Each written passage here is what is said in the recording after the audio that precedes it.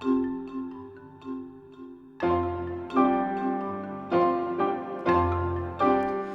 Scientifique is a monthly series of expert-led discussions on science and culture presented by the Bell Museum of Natural History. For more information about the Bell Museum, or to find out about upcoming Café Scientifique programs, visit bellmuseum.org or find us on Facebook and Twitter. Hi, folks. How's everybody doing tonight? Nice to see you. Thank you. My name is Leah Peterson. I'm from the Bell Museum, as many of you know, and I serve as the Adult Programs Coordinator there. And I just want to give a shout out to a couple of special guests in the audience tonight, my fiance, Sean, and my soon-to-be stepdaughters, Hannah and Lily. Thanks, guys. They only get to go out once a year on a Tuesday night, so I wanted to make them special. Make them feel special. All right, so without further ado, I want to get to the quiz. Okay, so question number 1. Obviously, our topic is crocodiles and alligators tonight. Number 1, this is multiple choice, so please wait till you hear all the options before you raise your hand.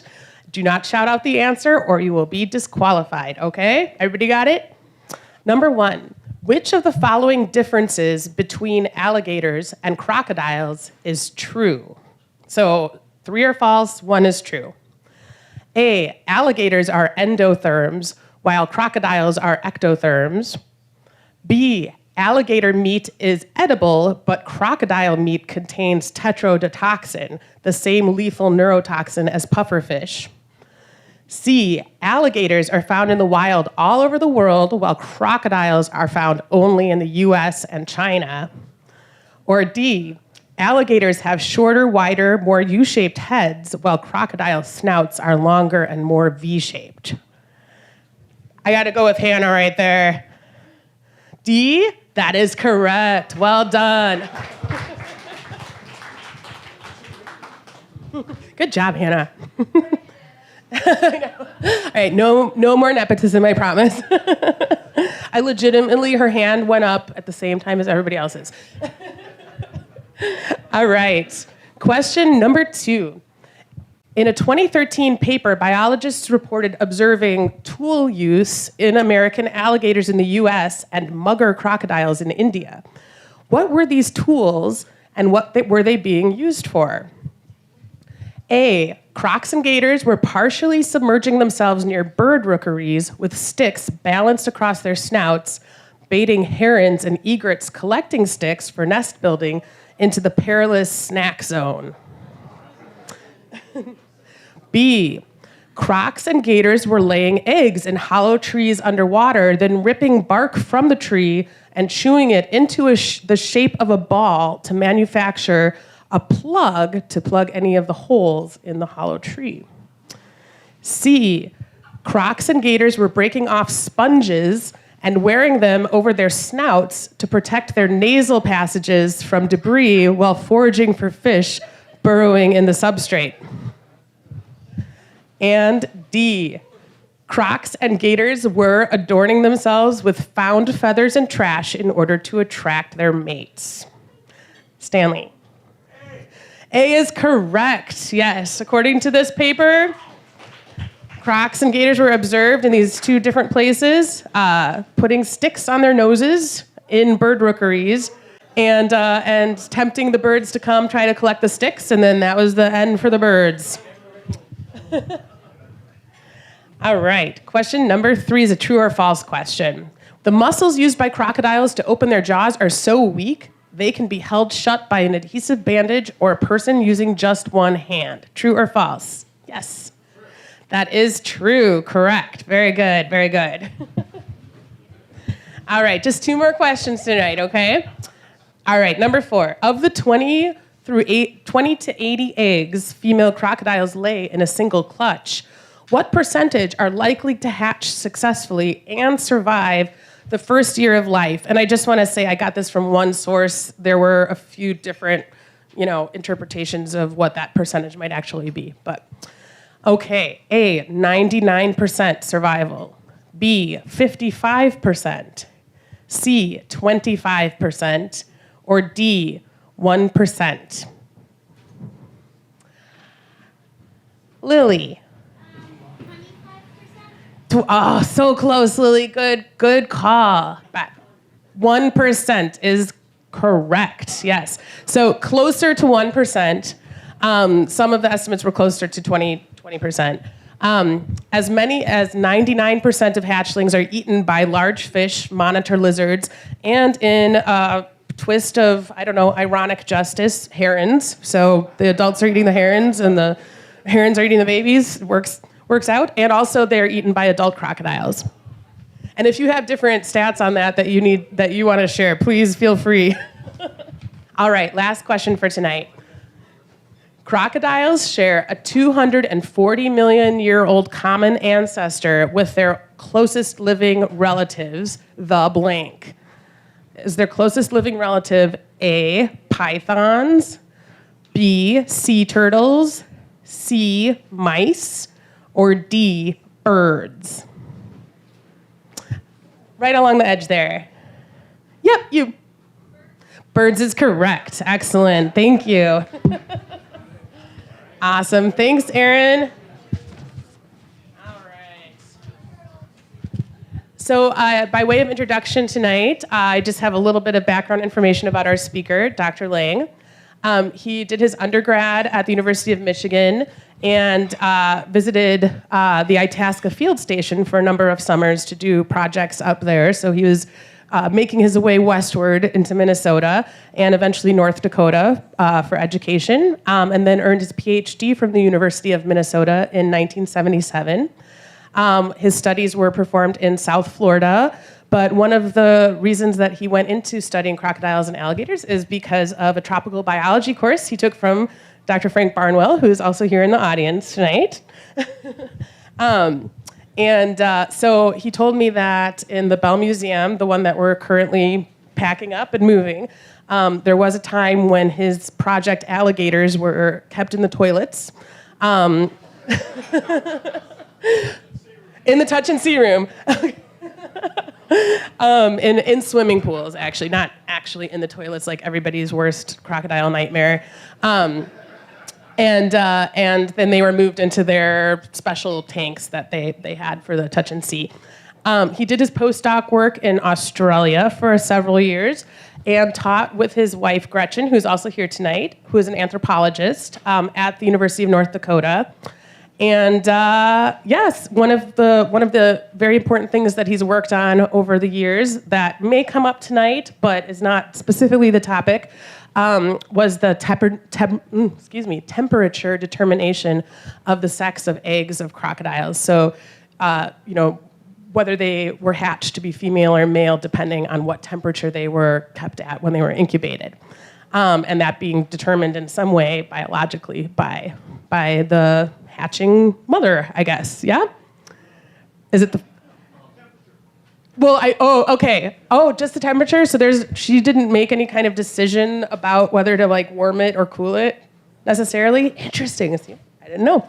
All right, well, excellent. I just want to bring Jeff up here to get started with his talk. So thank you very much. Please welcome Dr. Lang to Café Scientifique.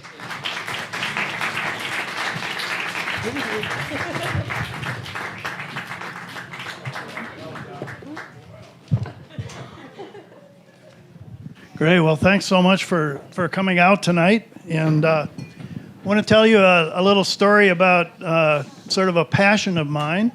When I meet someone and they sort of say, well, what are you doing? Why are you going to India? And I try to explain that I'm kind of like a bird watcher, except I'm actually studying reptiles, which is what I've been doing for quite a long time. Not only did we look at sex determination in alligators and crocodiles, alligators and here in the U.S. and crocodiles in Australia, but we also looked at sex determination in some of the turtle species.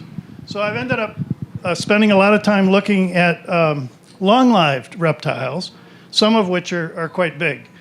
And the story that I'm going to tell tonight really revolves around quite a series of sort of accidental encounters. And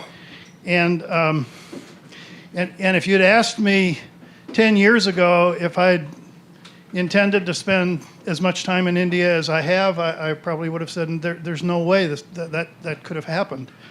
But I'll go ahead and start the story, and I do invite you to just interrupt as we go along. So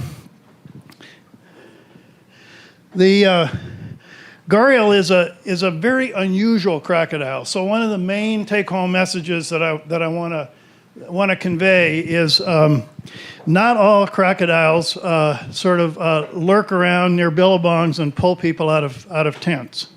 So there's some very big reptiles, and they do some very, very subtle things. So I hope one of the things that you might go away with tonight is the idea that some of these large reptiles are very interesting and probably do provide some sort of a window on what many of the other reptiles and reptile relatives may have done. And as we're learning, we didn't know a lot of the information that I'm going to be talking about tonight. So let's go ahead and get started. So this is another sort of title slide. There are actually almost 300 babies. And in the middle is a 5-meter male. The male is distinguished. It's the only crocodile species in which you can tell the males and the females apart by an actual distinctive feature, and that is the development of this large gara in the male. And this thing is really big. It's about the size of a pot. And in fact, the name gara is a Hindi word for pot, the small style of pot. And this is almost the size of a gara of a 5-meter crocodile. And I'll just take a minute here just so that we know exactly how big a 5-meter crocodile is. Jeff, would you grab the end of that? Pardon? It's right on the tip of the snout. So, you want to? So this is one of the ones I'll show you that we put a radio on. Whoops! Wait! Okay, 15 feet, 16 feet, 17. There we are, right there. So this was the size of one of the animals that I'll be talking about. I'll just leave this out here so that hopefully I won't trip on it. So the gara is right here. It's on the end of his nose. And actually, it's essentially a series of folds. It's a cartilaginous structure that the air actually goes through, and then it exits out the back.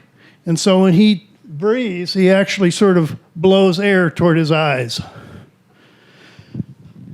And we don't really know what the function of this gara is, but hopefully I'll give you some clues.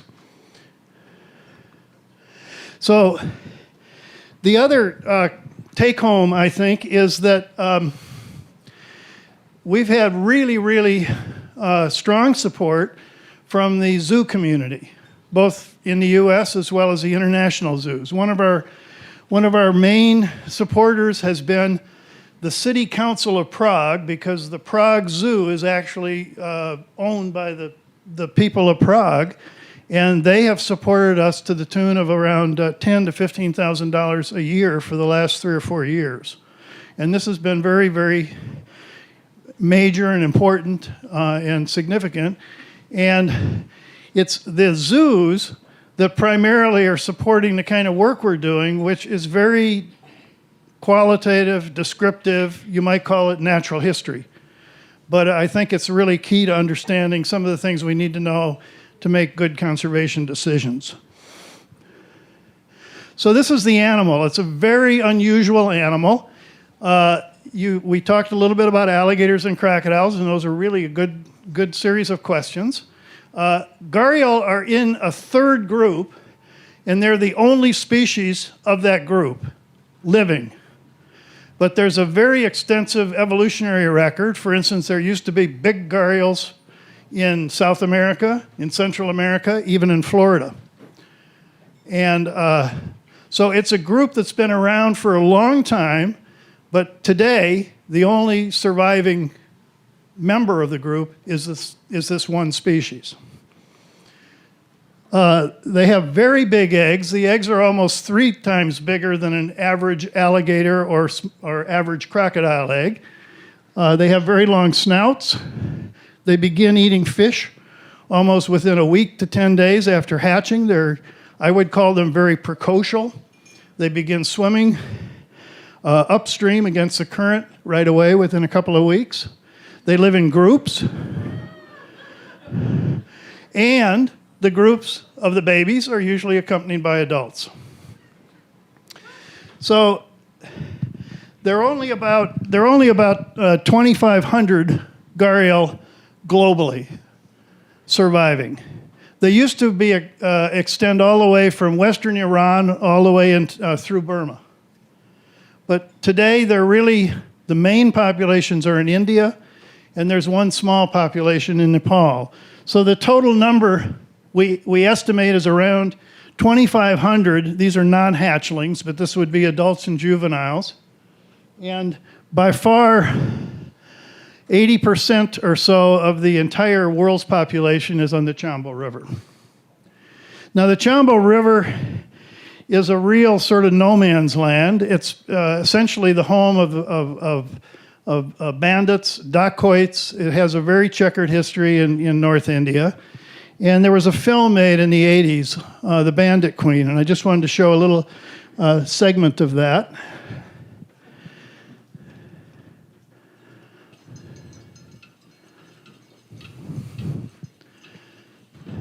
So this is the terrain. It's this incredibly steep, high banks on one side. There are people that actually live along the river. They take all their water, their drinking water, all the water for their livestock out of the river. And the river is essentially inaccessible most of the time. There are no easy places to put boats in. There are very few boats. And people make a living along the river. This is a really interesting film. If anyone would like to look it up and watch it, it's a very interesting story about a woman who became a very infamous bandit in this area. So the Chambal is sort of known. The one thing about the Chambal is it essentially is an unholy river. It essentially takes its name from thousands of cows that were killed, and the river ran blood, and so that may actually be one of its saving graces. It's also the only really large protected river system, and this is in North India. And there are 3 main states: Madhya Pradesh, which is where most of the tigers are in India, some 300 or more. Rajasthan, which extends over into semi-arid and desert area, and the state of Uttar Pradesh. Uttar Pradesh is the size of Minnesota. They just had an election. There are 230 million people. The density is about 500 people per square kilometer. So this is one of the largest and densest concentrations of people in the world, and certainly in India. There are a lot of neat animals. This is one of the hard-shelled turtles. It's an herbivore, the red-crowned roof turtle. There are 2 species of soft-shelled turtles that get almost a meter across. They're huge. They're carnivorous. The mugger crocodile occurs in habitats with the Gharial, but tends to not be as numerous. But within 5 kilometers of the place where we stay, a couple of years ago, a little 10-year-old boy was taken by a mugger. So they still are definitely pose problems to the people living on the river. There's a very unique dolphin, freshwater dolphin, the gangetic dolphin, almost blind, and a wide variety of birds. This is a huge river. It's sort of similar to the Mississippi, but during the monsoon it floods about 30 feet. And it has an expanse almost like the Mississippi. So this enormous basin fills up and essentially gets flushed out every monsoon. These are Indian skimmers. They're known only from a few places. And so what brought me to the Chambal was the fact that there were all these gharials there, but the gharial, it sort of had a double whammy in the mid to late 2000s. It was uplisted to critically endangered on the basis of the fact that the numbers of animals had been steadily declining up until about 2004 or 5. And then in the winter of 2007 and 8, there was a mass mortality of at least 100 2 to 4 meter gharial.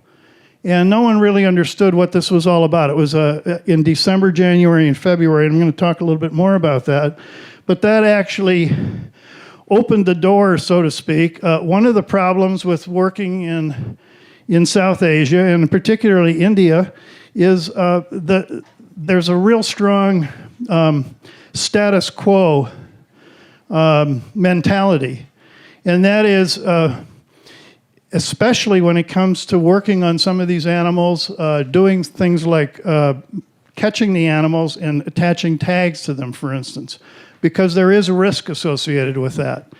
And any risk usually implies someone has made some mistakes. And so it was easier just to simply not take the risk on the chance that an animal would be killed, especially these animals that are endangered. But when so many animals died, the forest departments in the 3 states, and they're the ones that have jurisdiction, actually allowed some research to take place. Now, what we wanted to do was find out really what this mass mortality meant in terms of the total population. So we wanted to get some idea of how healthy the population was. We wanted to find out more about what the animals were doing, and that would hopefully tell us a little bit more about possibly the causes and consequences of the die-off. And then eventually the idea was to come up with some kind of recovery plan or a conservation plan for the species. And we tried to focus on 2 key elements. One was just what did an individual animal need in order to make a living through its lifetime. So we wanted to know how it used space and how that related to the seasons and from year to year. And then the other key element, of course, with these reptiles, especially these long-lived reptiles like crocodilians and turtles, is related to one of the questions at the beginning here, and that is that many, many young are produced, but only a few survive. And so understanding something about the reproductive biology was important. So we used some standard techniques, and I'll show you a little bit about that, but you can see here we caught animals. Here you can see a radio on the tail mounted on the dorsal surface.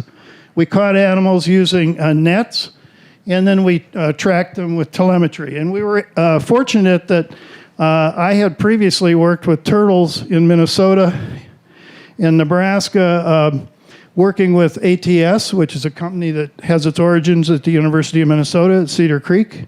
And we've had a very productive relationship working with that telemetry. It's a world-renowned telemetry company doing for wildlife tracking. So we put radios on animals, partly just to find out how animals were using the river and how they were moving around. And we used those individual animals, which we kept close track of, as indicators of what the whole population was doing. And we started, we had kind of a rocky start in 2008 because the monsoon started. So we only had 1 animal tagged. And then we tagged 9 more in 2009. But we did this during the breeding season. So this was really not the time to do it. So we learned our lesson.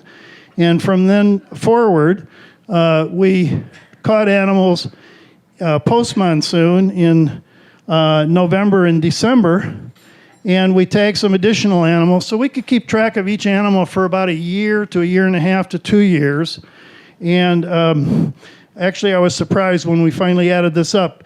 We initially targeted the 2 to 4 meter sized animals. Those are the ones we wanted to keep track of because those are the ones that died during the die-off. But as we went on, it became obvious that we needed to learn more about what the bigger animals were doing. So I'm going to just give you some of our experiences here. This was the 2013. We were able to get a couple of larger animals, including this junior male. And we learned our lesson slowly but surely. It's not too easy to handle these animals. And one of the things we learned is we need to stabilize the front of the animal and not take such risks when we're releasing animals. So from this point onward, we put a stick in next to the snout, and the snout was usually tied, and then we released the snout. And then the problem here was that everyone got off on the count of 1 instead of 3. Except Munsami, who is the crack expert from the Madras Crack Bank. He stayed on the front, but it was a little dicey. So this animal had 2 tags, one on the neck and one on the tail. And here you'll see, so the problem with Gharial that we found early on was that you can't trap them, which you can do with most other crocodiles. You can put a piece of meat in a trap, you can make a trap out of netting, and you can set it, and eventually a crocodile will go in the trap and get caught. But the problem with Gharials are they're fish eaters, and so you have to actually net them. But the problem with netting them is they're really good at avoiding nets, and if they get to be 3 meters and then 4 meters and bigger, they get to be experts at crossing nets and essentially evading nets. So we had to do some very complicated net sets, and as you can see, we had an experienced team of catchers, and they got better and better as time went on. Actually, what you can't see is how happy they are that they got a really big animal. And they knew that it was reasonable. These are fishermen, so they have to deal with these animals. And often, the easy way to deal with a Gharial if you're a fisherman is you just take an axe and chop its snout in half, which sounds really horrible, and usually is. But these fishermen became very, very good at catching Gharial. And this happened to be an animal that we caught and we tracked when it was 2 meters long and it weighed 35 kilos. And 5 years later we caught it and it was 4 meters and we think it weighed about 10 times as much. We weren't able to weigh some of these really big animals in the field. But the guys that are working are pretty good at carrying 50 kilo and 100 kilo grain sacks, so we think we had a pretty good estimate. Anyway, the problem with these really big animals is just that they're really huge, and they don't really struggle very much. They don't have much stamina.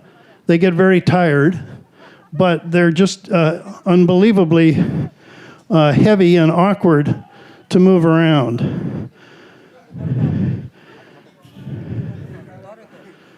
Everyone was quite delighted. This is the big male, and I just included this because you can see. So this is its snout, and this is this big lump of cartilage, which essentially is folded multiple times, and we think acts as sort of a resonator when the animal breathes. Here you can get a better idea of how large the animal was, and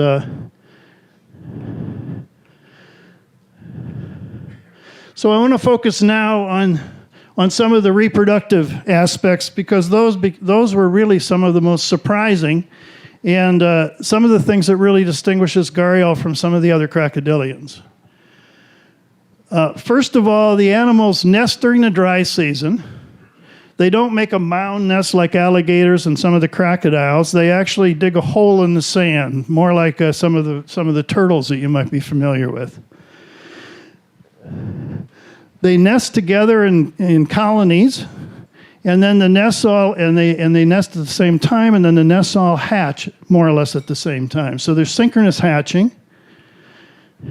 And then, unlike any of the other crocodilians, they stay together in a big group. So all the babies, instead of going off with mama in one direction and another direction, which is what most of the other crocodiles do, and alligators, they form a larger and larger group, or creche. And a number of females are usually involved in attending these creches. So here you'll see, this is a female coming up to open her nest. We find the nest by simply going and patting on the sand, and within 2 or 3 days of hatching, you can hear the young in the nest. They're calling, oh, oh, oh, oh, oh. And the volume of the calling is related to how many babies have hatched. So here's a female digging up her nest. And here's some babies here. There's an eye shine, another eye shine, and here's some young that have just come out. And if you noticed, the baby comes out of the egg and then almost instantly gets sort of hurled out of the nest.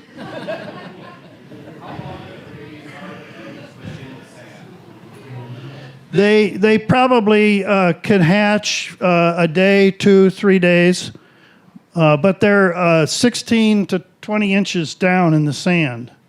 And it's very unlikely that they would be able to dig their way to the surface, for instance. It probably requires the female to open the nest.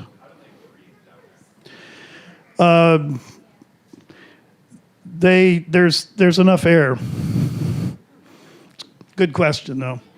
So here's some young in a nest, and you can just barely see at the top here. There's some eggshells, but this is actually the shoreline. So there's a whole group of young that have already hatched, and what happens is the young simply walk from the nest down to the water. So this is probably the only crocodilian that doesn't do this mouth transport, where they pick up the babies one at a time or a mouthful of babies and carry them down to the water, like alligators do and most of the other crocodiles. So there's essentially a reception committee at the water. Here are a couple of adults, and all these are eye shines of babies, probably from 2 or 3 nests that have already hatched, ready to greet the animals that have just hatched from a nest. Now this is a backwater. The main channel of the river is on the other side, over near these trees. And there were 3 nests, and then a 4th nest. This is the one that most recently hatched. And this is where all the young are. So here's the female, and some of the young. You can see they're only a few days old. They have quite a bit of yolk yet. And in this case, I was sitting on the bank observing and filming, and one of the local shepherds came and said, basically, this is when I do my laundry, I take my bath, I say my prayers, any problem? And he didn't have any problem with the Gharial over here, and the Gharial didn't have any problem with his doing his thing on this side of the river. And I didn't have any problem with either of them. So here's another situation where a female has come over. These are young from 2 clutches. Whoops. And what happened in this situation is that there were 2 large river terns that were dive bombing the babies, and they scattered the young into the water. And the female was actually out in mid-river and came over to where the young were. Whoops. And then she leapt up, about 2/3 out of the water toward the terns in an effort to try to protect the young. Yeah, it worked. Eventually the babies came out basking and the terns left. This is a woolly-necked stork, so some of these large wading birds also are main predators. You can see the way the young have moved away here. And here, you can see there's some young from 2 clutches along the shoreline. This is just a still, and this is a woolly-necked stork. And this is what happened.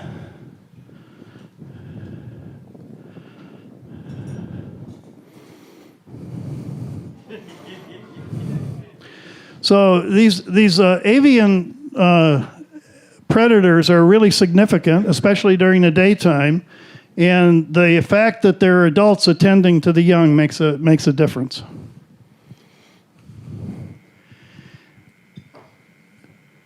The females stay with the young at night. So here's a female emerging.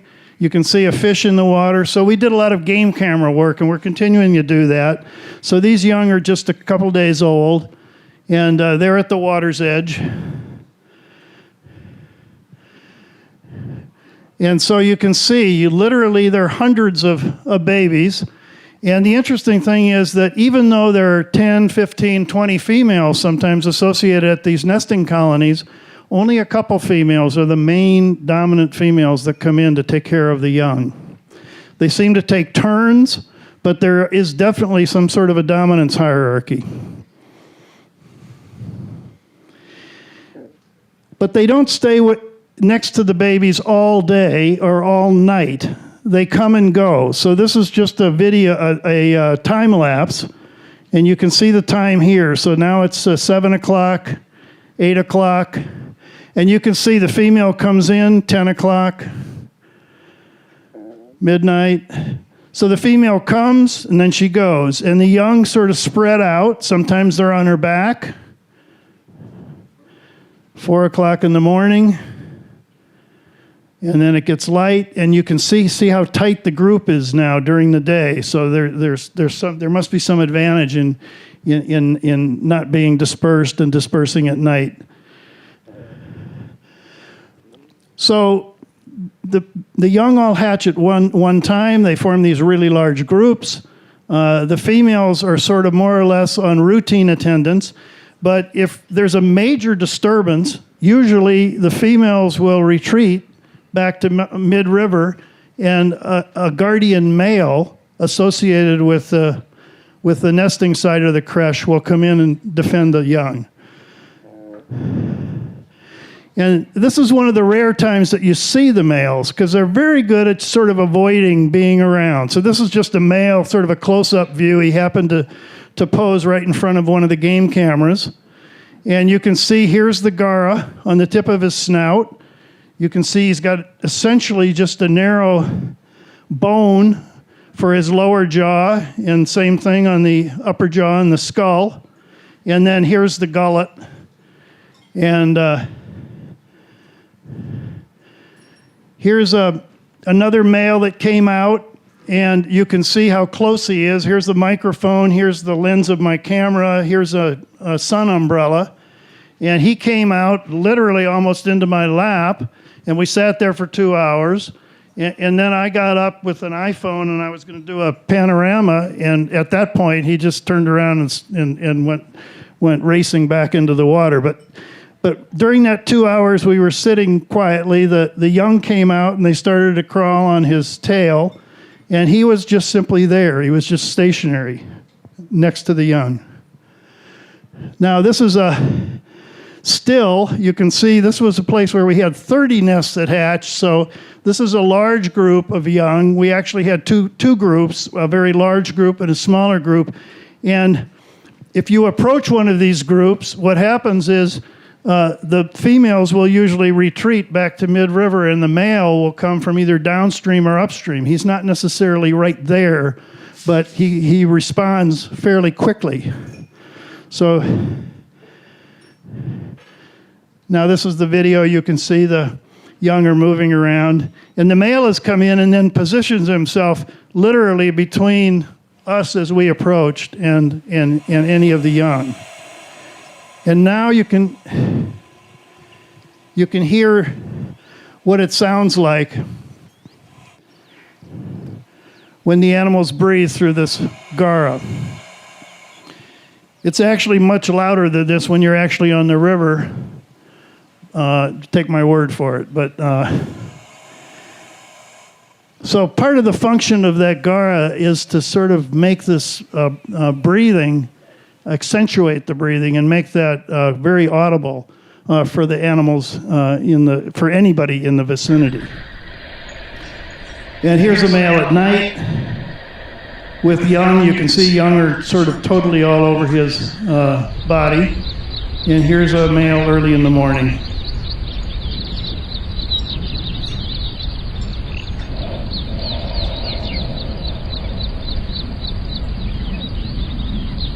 A much more subtle display, and then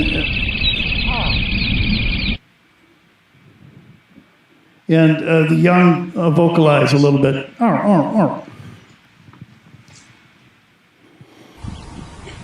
Here's some crows fly over, and the young go scurrying into the water. And initially, during some of the first years when we were making observations, we just sort of sit quietly, and this is what would happen. The young would begin to come out, they begin to bask, and the male is simply there in attendance without doing a lot of displaying.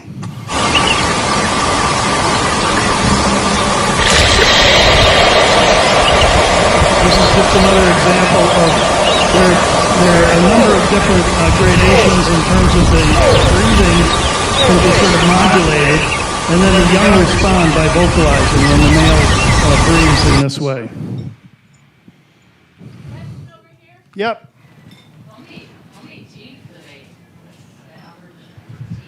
They have 110 teeth. Yep. The question is, are they friendly?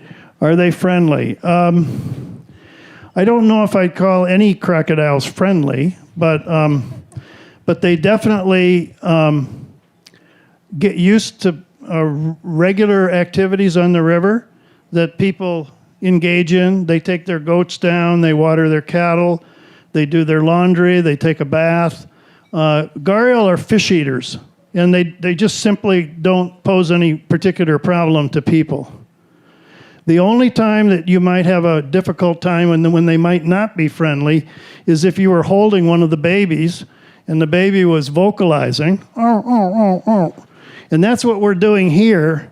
What's been happening behind me is what we did was we recorded the vocalizations and just played them through a little speaker. We have a little, like one of these suction shower speakers, that you can move it around.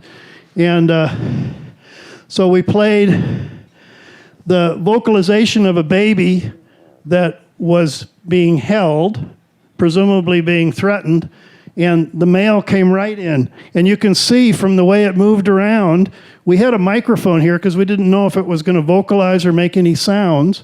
But you could see it came in and it just sort of moved around the microphone. We thought it might bite the microphone. It never did anything like that. All it did was just sort of nose around very inquisitively.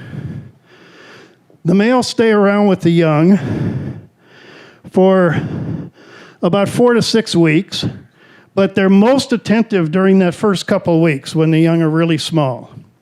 And if there's any kind of sort of multiple threats, in this particular case, there were people that came down to the river and there was a pond heron on the other side.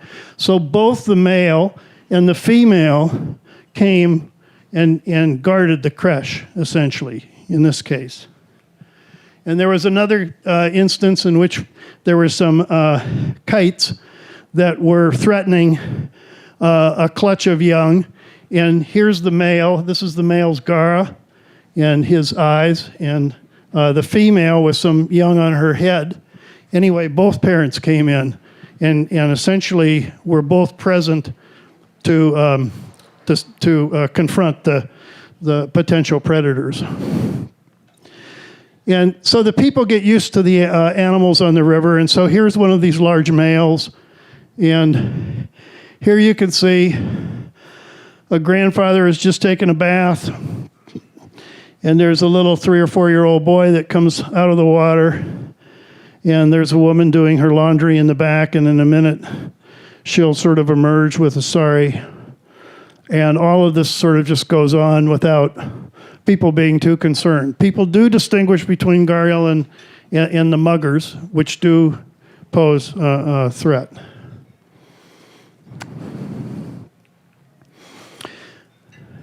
So in addition, the very unusual thing about Gharial, again, is that the males are so heavily involved in the parental care or the guarding.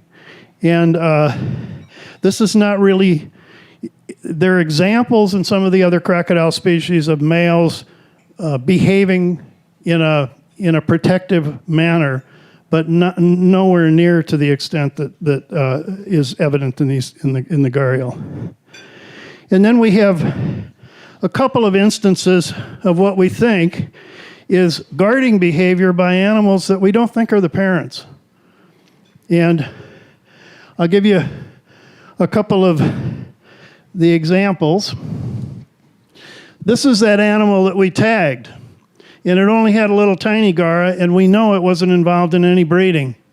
But yet it was the main guardian for 2 years at one of the creches that had the first year 10 nests and the second year closer to 15 nests. So it was the guarding male, but it was not the breeding male in that area. Their breeding, the breeding male set up essentially breeding arenas or territories, and it's very obvious which males are doing most of the breeding. So this male was not, but the third year, this male became one of the breeding males and actually had a breeding area near the nesting site, which he also was guarding.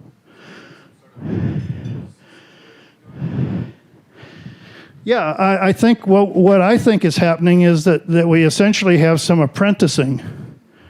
And what happens in these situations at the creches is the males and females have to communicate in some way, and they have to coordinate the protection of the young. And that may afford some of the younger males with opportunities to become familiar with the experienced nesting females and give them an advantage in future years when they aspire to be breeders. So I think that's actually what's going on in some cases. Do you think there's some young males that opt out of this process or not allowed to participate? And could you repeat that question on the mic? Are there some males that opt out of this process? Well, we're not really we're still sort of unfortunately in the anecdotal stage. We think there's pretty strong evidence. Let me give you the other example. The other example was this is just to show the development of the gara. So here's this little sort of knob on the junior male that we tagged in 2013, and 2 years later, it had a fairly well-defined gara, and by this time it was actually it was breeding. I think I've got a couple more questions up here if it's not too... Sure. Okay.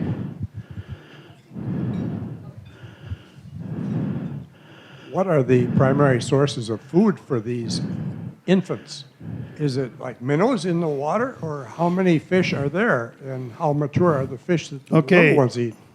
Really good question. I think I'm going to answer it for you. Can you give me another 5 or 10 minutes, and then we can follow up? Okay, one last one right behind you, John. Yeah. So what kind of tag? Is it like a radio tag, or is it like a video cam or something? Yeah, that's a good question. I mean, a video cam would be fun to put on one of these, I guess. They put them on sea turtles, and you can watch them eat jellyfish and stuff, but eventually maybe we'll do that. Right now, we're just putting regular radio tags, and then we're also putting GPS tags, which essentially multiple times each day go up to the satellites and take a fix and a reading, and then we can remotely download. Every 3 or 4 or 5 months, we can download all the records between downloading periods, and we can tell where that animal was. And I'm going to show you some examples of that. And eventually, it might be possible to put some sort of visualization devices on the animals. So this is the other situation. This was a place where we had 11 nests in 2010 and 20 nests in 2011, and 30 nests in 2012. And this male, with a very distinctive sort of gar that probably was injured at one point, was the main breeder and also the guardian in 2010 and 11. In 2012, he was the main breeder, but then between breeding and nesting,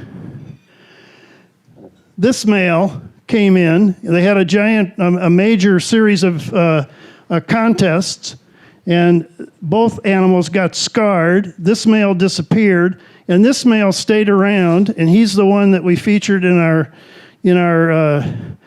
image right at the beginning with all the young around. He was essentially the guardian with the maximum number of young from 28 nests that hatched, so 1,000 plus babies. But we're pretty sure that he was not the breeder of most of the animals in this nesting colony. So this is a case where one animal displaced another one and did the guarding. In this particular case, this animal is quite old, and he may be guarding in part so that he can continue to maintain his dominance as a breeder. We're not really sure. But it's very interesting that the rule seems to be a guarding male is associated with any larger group of nests. And in the cases where we have small numbers of nests, we usually end up with much higher levels of predation. Either the nests are disturbed or they're predated or both. Now, the thing that really was quite strange was last year, we noted with the game cameras some instances of some 3-meter animals that looked like they were female in size, sneaking in the creches, and in a couple of cases, taking young. So here, this is a guarding female. These are some young. This particular young is actually not a very healthy one. He's one with a lot of yolk. He probably came from an egg that wasn't developed properly. And you'll see in the video now, this is a still, but here's the video.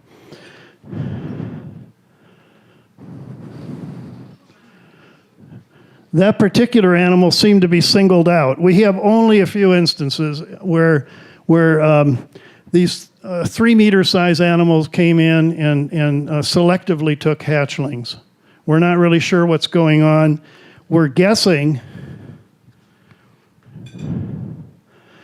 that it may have to do with the fact that that a male that's only 3 meters is still very much under heavy pressure to grow, and there isn't a lot of food during this pre-monsoon period, and so some males may attempt to come in, but usually that sort of predation episode was followed by the dominant big guarding male coming right in close to wherever that incident happened and making his presence known. Okay, feeding. What do the little ones do? So the females stay with the young, and that's the interesting thing about these small Gharial is that, you know, they process the yolk that they hatch with. So they hatch with a belly full of yolk, but that gets processed within a week to 10 days, and they begin feeding almost immediately. And they take pretty much anything they can get in their mouth. So basically, they're taking all different kinds of fish, as long as they're small enough for them to swallow. And so if you're looking at one of these creches, when the animals are 2, 3, 4 weeks old now, so here's what they're feeding on. They're big fish driving small schools of minnow right into the shallows, and sitting along the shoreline are all of these fish traps.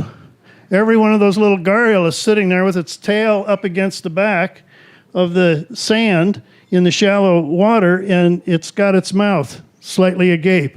And so the fish are literally just being driven right into the mouths of the waiting young. But then the monsoon comes. So in early July, all of a sudden, the monsoon comes with a vengeance. water levels rise. They begin rising by meters. And when that happens, the adults essentially just head downstream. So they leave the young.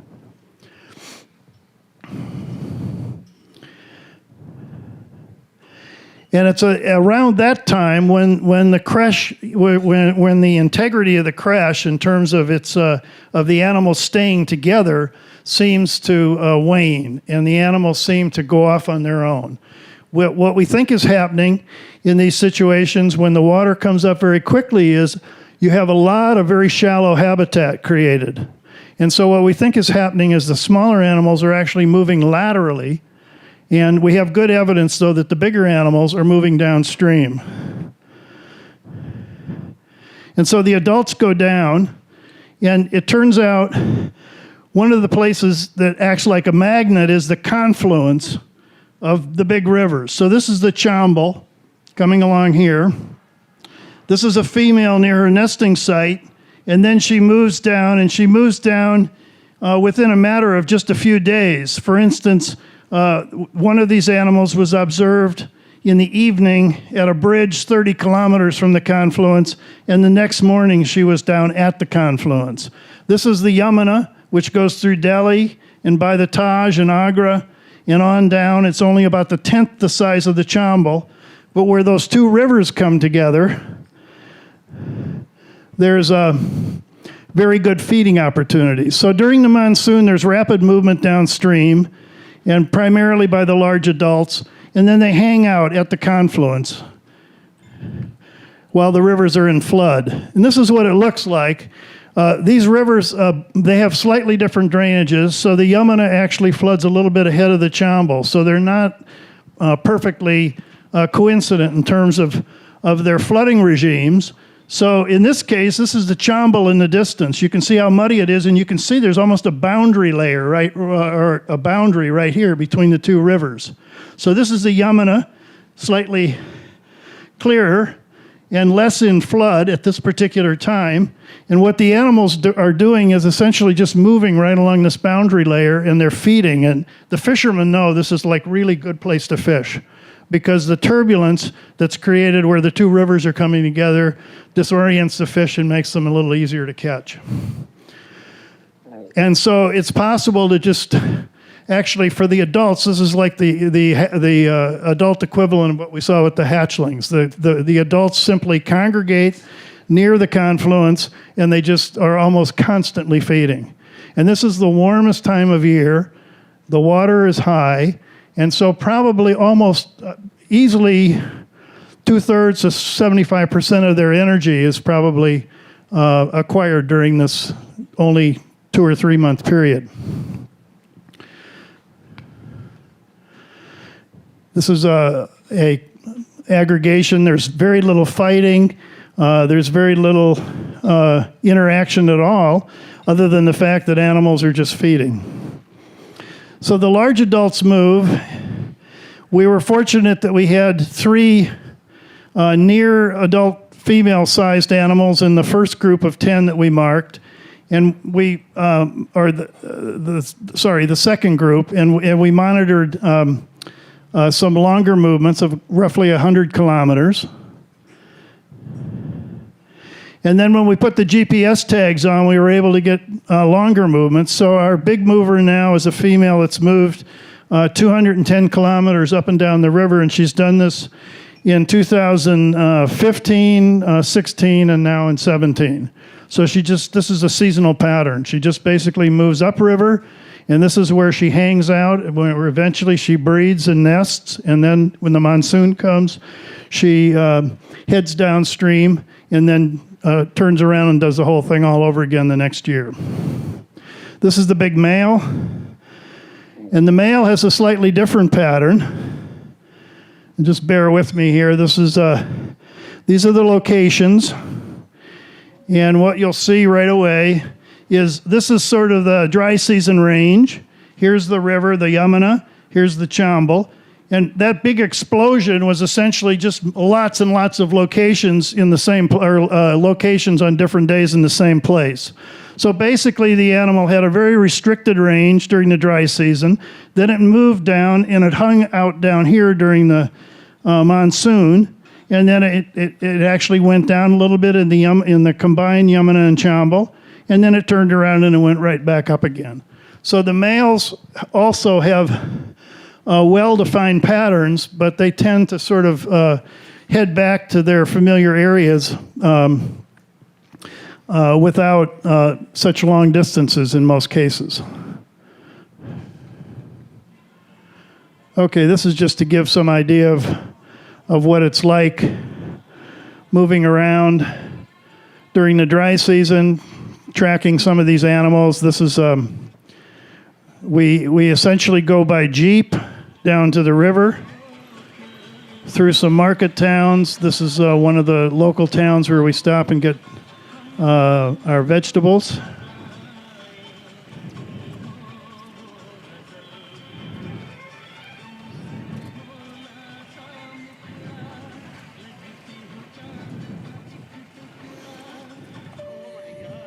There are always surprises in India. The last time when I was there in November, literally as I was flying in to do the catching tagging, they announced the demonetization, and all of a sudden, overnight, all the currency was not valid anymore, and none of the ATMs worked, and we had some exciting times trying to catch our animals. So we ended up, this is one of the little riverside villages right on the river. And this was one of the trips when Gretchen went along, and so she, most of the, in the rural areas, the women are very cautious about any contact with anyone from outside, and tend to keep themselves veiled. And so here in a minute, you'll just see there's the river. And one of the camels resting, and there are several generations of women that Gretchen was talking to while we were chasing.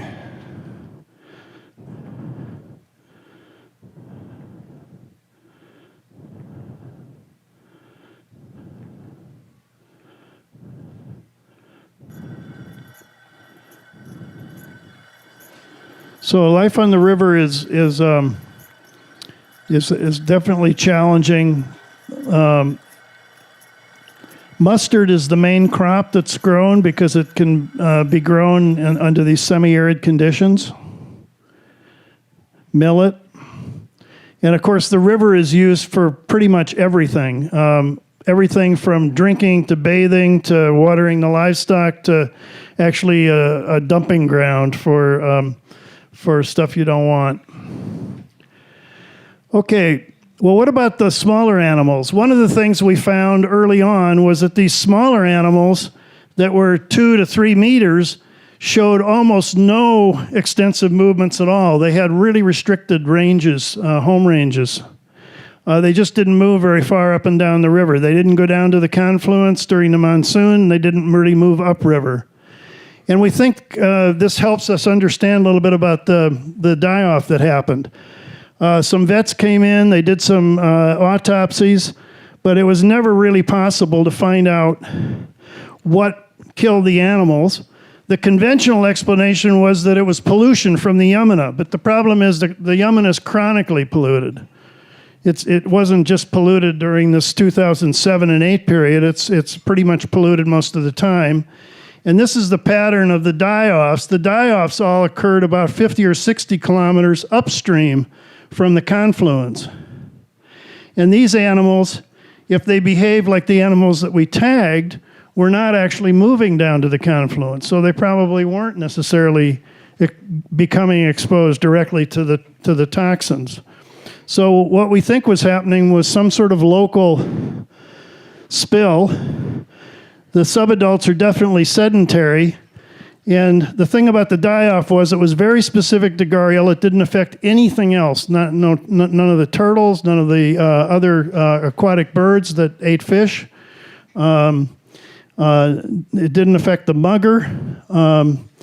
It happened very quickly within about 4 or 5 weeks, and it was very restricted in terms of its geographic location. So whatever it was may have been some sort of local toxin spill. We just simply don't know.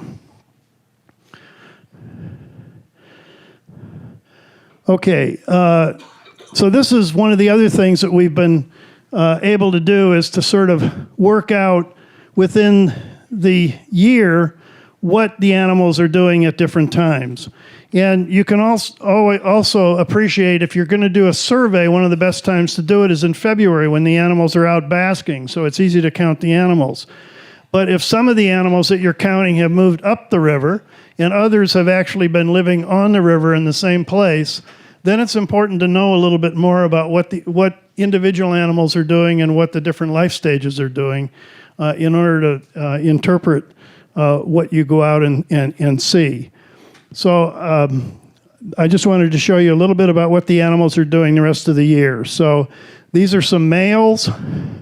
And the only reason to show this is just simply, you can see the development of this Gharial. Here's an animal with a little tiny nubbin. Here's an animal with a slightly larger knob, about half developed, similar to the one we saw in the animal we tagged. And then here's an animal with almost a full Gharial. So the Gharial seems to develop on animals as they get larger, and there's quite a bit of variation in the size and how it relates to the animals. But you do see these big Gharial males happily side by side without any evidence of fighting at this particular time. But then the animals begin to display. The males then do display, and dominant male begins to establish his dominance for breeding. And these are some sequences that we just shot this last February, and we had a couple of instances where we had several males that were nearly the same size contesting for dominance in this particular area. And you can see they're not really dueling with their snouts. What they're trying to do is lift their head up high enough, but there is actually a little bit of biting going on, because you can see the Gharials are actually getting quite scarred. This animal has actually lost a lot of the skin on his snout, and his Gharial is also punctured with tooth marks. But what they're actually doing is trying to essentially lift their head high enough so that they can get on the back of the other animal, and then they ride each other, and presumably that's an indication of how big you are, and then the biggest one eventually ends up being the dominant animal in that area. And this can go on for 2 or 3 hours. These are two animals the year before, just taking a break in between one of these contests. And I have a student now who's just begun to do some work. One of the things that the Gharial do is make a sound that we were calling a jaw clap, but it's actually a probably more accurately called a popping sound.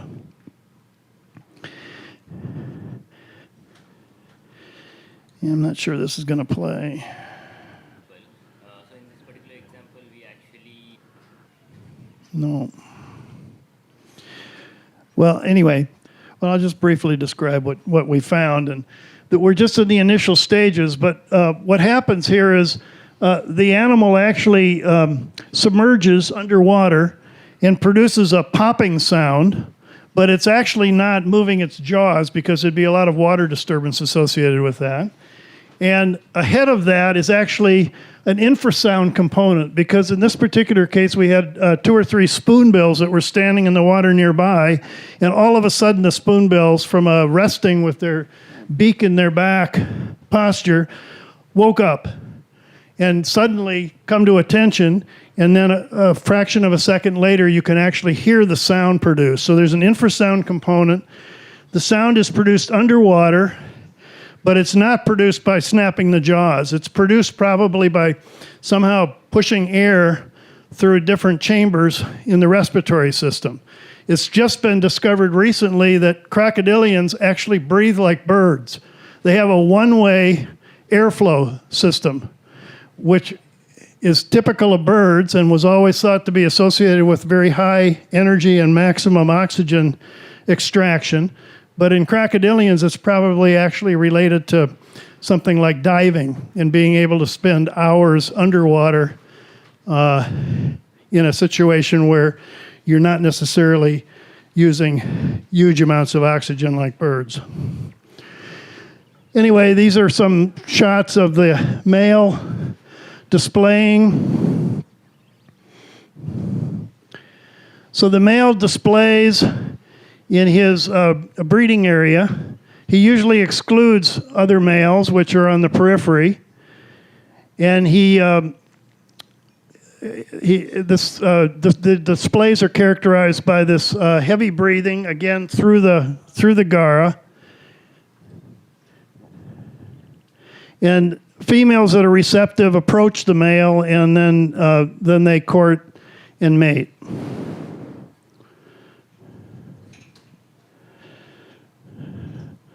The subdominant males, the marginal males, usually approach the females, and the females really don't want to have anything to do with them. And so the breeding all happens probably in these breeding arenas that dominant males set up.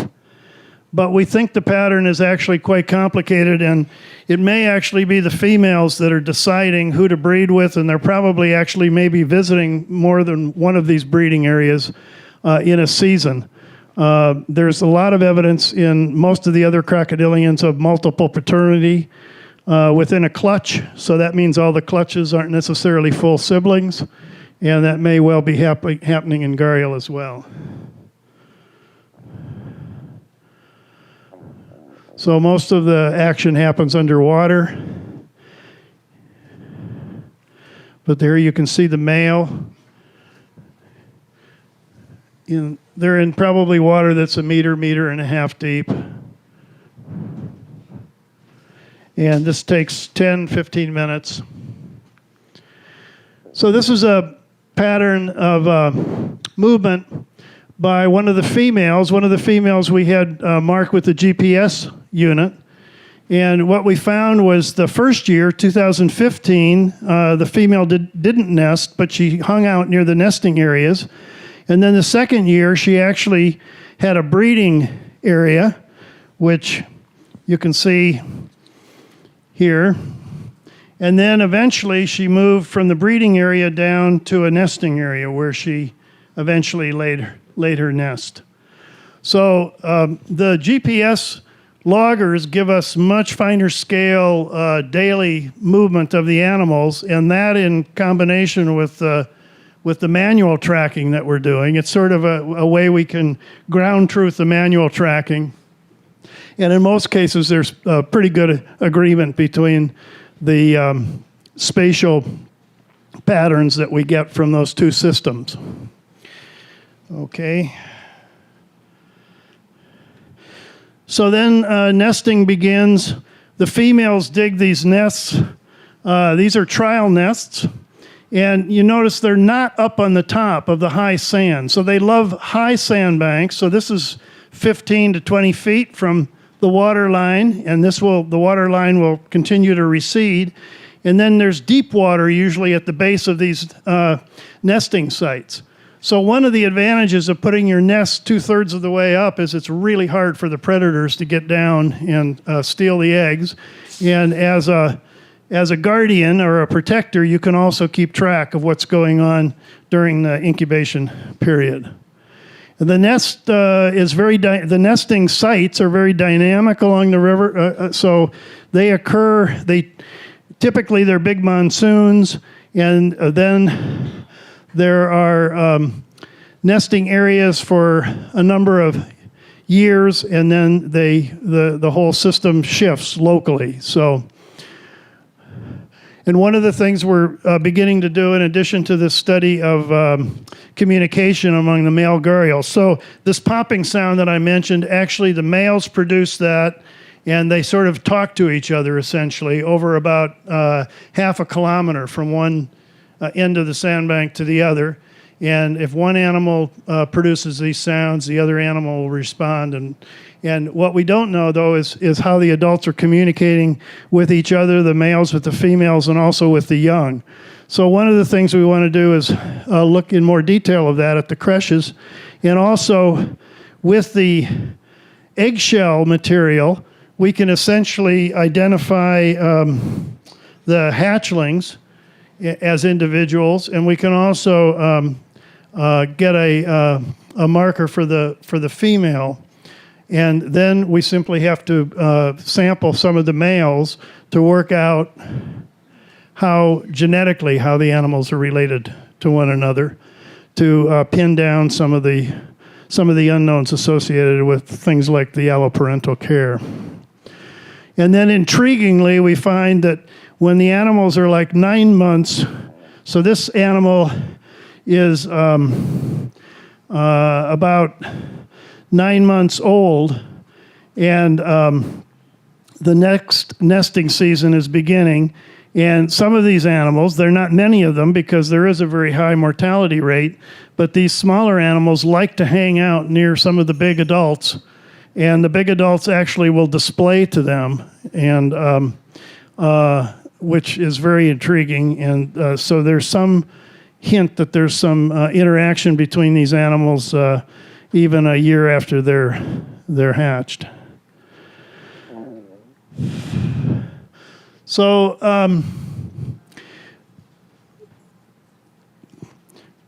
one of the things that we've been trying to do is keep track of what some of the major threats are. Right now, the main threat to gharial on this river system is sand mining. So in India now, there's a major development boom. There's a lot of building, and they're literally just taking sand out of these rivers for making mortar. This particular kind of sand is probably close to the sort of mechanically ground sand associated with the Les Hills, for instance, in western Iowa, where you have these vertical cliffs, but it's essentially sand and clay. That's sort of a similar kind of material. So this Chambal sand is highly valued because it's really good for making mortar because it keeps the bricks together, apparently. So there's a lot of pressure for sand mining. And then there are continual threats, as you can imagine. This is essentially a clean river. Nobody really can believe that. If you've gone to Bombay or Delhi or any of the major cities in India, you really don't think about consuming anything from any of the waterways that are visible. But the people that are living along these rivers, and there are literally hundreds of thousands of them, are taking their water. The guys that are working with me doing the tracking are drinking Chambal water. There's sort of a certain kind of a tough guy attitude associated with it. So if you want to threaten someone, you can kind of say, well, don't mess around with me because I drink the Chambal.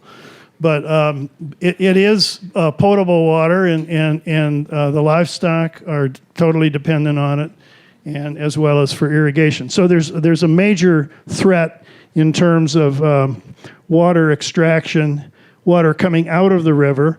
The dams are always a problem, but so far there haven't been any dams built on the Chambal other than in the very upper stretches. So these are just some shots of what it looks like. This is the ravine country.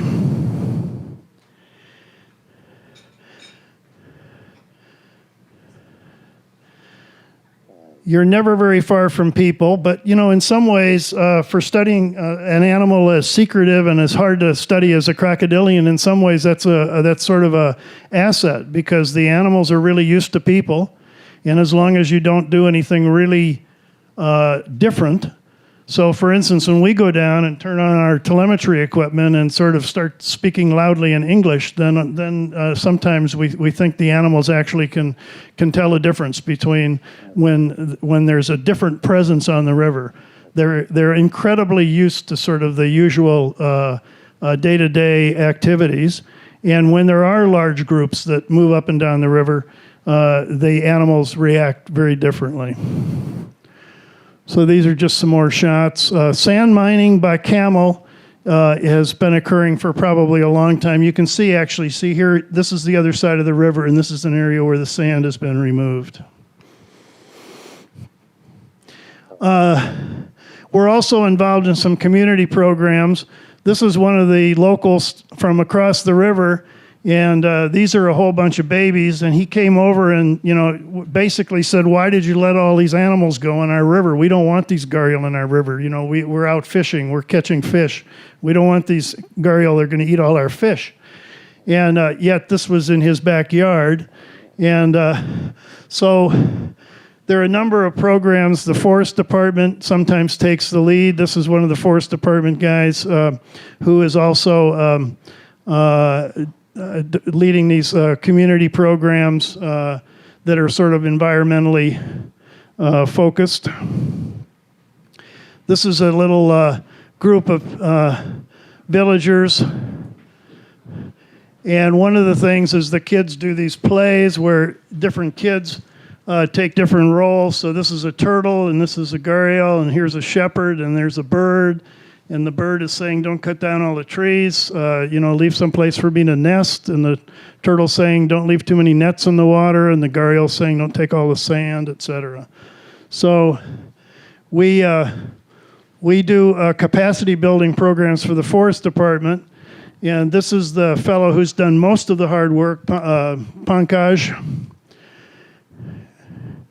And the work we've been doing is through the Madras Crocodile Bank. So Ram Whitaker has been a colleague and friend for 30 plus years. We worked in South India earlier at the Crocodile Bank. This is the small team of trackers. We've got a couple of trackers, a guy that does most of our driving and helps us with the base organization.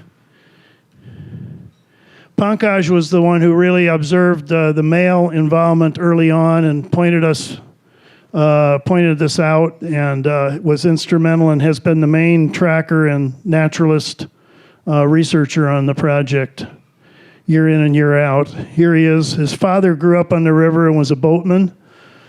And this is our cook tracker, and the guy who does the community programs for us, one of the local forest guards.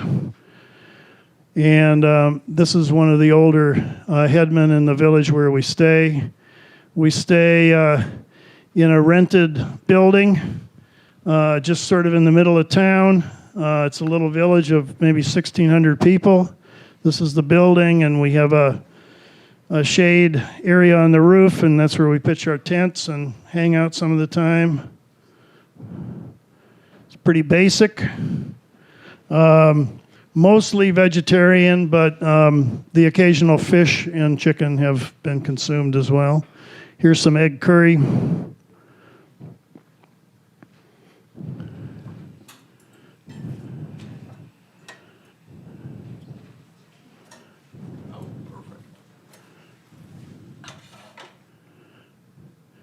And this is 10 minutes from our base. So we were actually able to make lots of observations early on. Those are gharial on the opposite side of the river, and this was a nesting area for a number of years. Okay, I better stop there. I'm way over time. Thanks very much.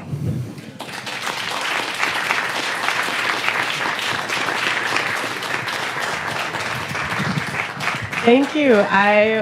We do have some time for some questions. So raise your hand if you've got something you want to ask. I'm going to head up this way first, okay? All right, I'm going to start back here.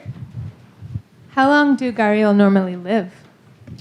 We don't know. We think probably they have a lifespan that probably approximates that of people. So probably these big Gara males are probably not really breeding until they're 15 or 20 at the earliest. And the females probably mature maybe by 15 years, but then they may well reproduce for 15, 20, or even 25 years beyond that. So they're long-lived.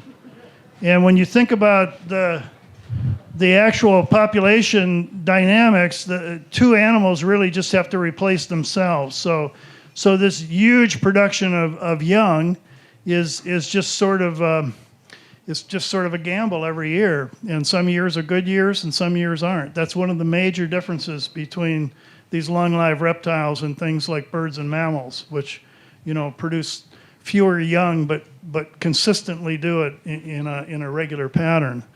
They're probably really good years for Gharial, and they're probably not such good years. This species does have their egg temperature determines their sex, but one of the really tricky things about Gharial is that they're incredibly difficult to sex. So, and sometimes I actually wonder whether the sex might be more labile than it is in some of the other crocodilian species. I mean, weird things happen, and it's possible, but they're very difficult to sex when they're small, whereas most of the other alligators and crocodiles you can sex as hatchlings. Great. Let's see. I'm going to kind of work my way down, okay? So right over here.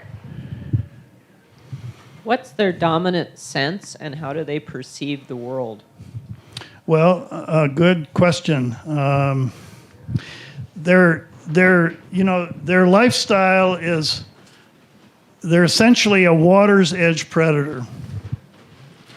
They have an incredible visual acuity, so they can see really well, we think. They can see color. One of the weird things, or one of the things you probably noticed, is a strange posture. They all have their snouts up at this sort of almost like 45-degree angle. No one's actually done a detailed study, but what I suspect is happening is if you have a really long snout like that, if you keep your snout horizontal, you really can't see beyond your snout. If you're trying to look at the waters on the horizon. So I think by simply lifting the head, that they end up having some stereo vision or some visual acuity. So vision's important. On the pit of every scale, especially around the head, they have what are called integumentary sensory organs. It's sort of like a do everything in a little sensory organ. It can it's mechanical. It has, I think, some electrical properties, and these things are concentrated in the areas where like in the head, where the animal is actually moving its head in order to catch fish. Hearing is fairly good. We think probably that they're communicating in this infrasound region, which is 2 to 20 hertz, or very, very low frequency. The sort of, this is the sort of thing you see when they show pictures of alligators bellowing, or if you've been down in Florida and you stood on a walkway in a place where alligators are bellowing, you can feel the vibrations. And so that's actually what those spoonbills were sensing, apparently, before the actual sound that we could actually hear. So they have a number of sensory systems that are particularly adapted. And then the main thing is that, like for instance with the respiration, is that they can remain stationary, for unbelievably long periods of time. And energetically, they're very, very efficient because, they, like these big animals, probably really only have to eat a few months of the year, if that. And then they can probably even coast through a couple of years if there was some catastrophe. So. Excellent. I'm just working my way down the road here. So a question right here. And then you guys can keep your hands down because I'll get you next, okay? I have two questions. One, how long can a crocodile live without water? And the other is those males that died so quickly, the 3-kilometer males, do you think it was a toxin? Would they have had the small babies around them? Were there a lot of small ones that died at the same time? No, okay, let me answer the last question. The last part of your question. The really strange thing is that only the animals in this 2 to 4 meter size category were the ones that died during the die-off. There weren't any small animals that died, and there weren't any really big animals, and very few adults actually. There were mostly subadults. And they're eating different kinds of things, and what we really don't know, what we think might have happened is some sublethal effect of some toxin, maybe incapacitated some fish. There wasn't a big fish kill-off. There have been in other times. In several other species of crocodiles, there are algal blooms that have been associated with die-offs. There are toxins that are produced by blue-green algae, I think, and there have been die-offs related to that. That doesn't seem to be the case in the gharial. And what was the first part of your question? Okay, well, gharial are almost one of the most aquatic species. It's the one crocodilian, living crocodilian, that can't get up and walk on its limbs. It doesn't do this sort of everyone's probably seen this video of this alligator walking across a path down in Florida, right? So it looks more like a dinosaur because it lifts itself, so its belly's completely off the ground, like by a foot or 18 inches. Gharial are sort of sliding like seals, They basically really can't get up and move around with their limbs. But they have incredibly strong neck muscles that sort of make up in part for the fact that they're not able to get up and move around. So they're very aquatic.